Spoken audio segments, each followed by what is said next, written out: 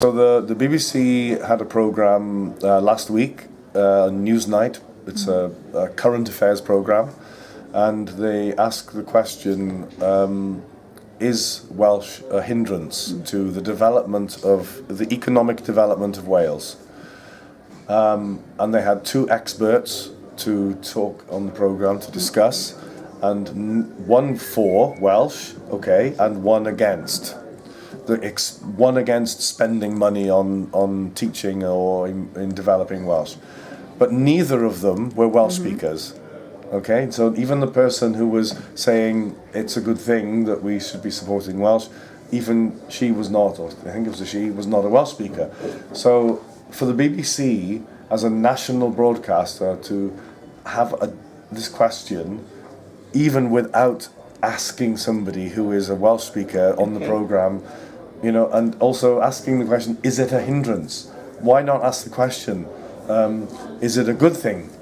Is it a positive thing? Justify, so we always have to justify speaking the language, we have to justify spending money to develop it. We have, you know, every time, even recently, again, people are saying, oh yes, I went on a holiday to Carnarvon and I walked into the pub and everybody started speaking Welsh. You know, so that, like, we have to,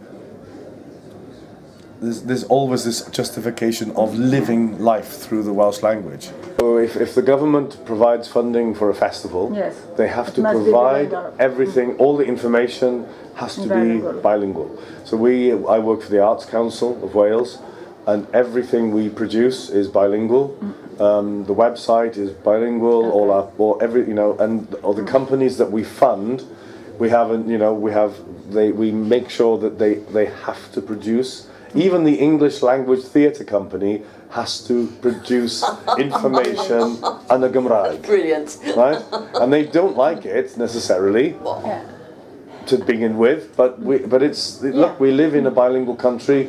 This is and it's public money, so this is the situation. Does your Parliament has already granted a subsidy for next year's Yes, it has. presents. Yeah. And do you know how much it is? Well, it's not. It's still for negotiation. It's a decent amount, but it's still, we have to do some delicate negotiation with we have to talk properly with the festival too. 10 years ago, how many was it? Oh, a lot. 10 years ago, I would be guessing, but I think maybe... Didn't I see a figure just earlier? It was about £250,000, I think. It was, a very different economic situation. Yes. So the money was already allocated before, and then bang, it went. So, I think we will have a good budget, and we hope we will have good negotiation with the festival. We have a good relationship. And I think we will work very well together and present the best that we can from Wales. For the festival, I think it's maybe important for the development of the Breton language, even that we can show that actually it's a really positive thing to develop the native language. We all speak English as well, and but we can also communicate in a different way. In Wales, I think it's always under attack, but we have definitely a stronger foothold within our language. But particularly in Brittany, Ireland and Scotland, there's very much stronger cultural foothold. The musical culture or dance culture, traditional culture is much stronger. This was an area that was lost in Wales because of religion and various reasons we don't have to go into, but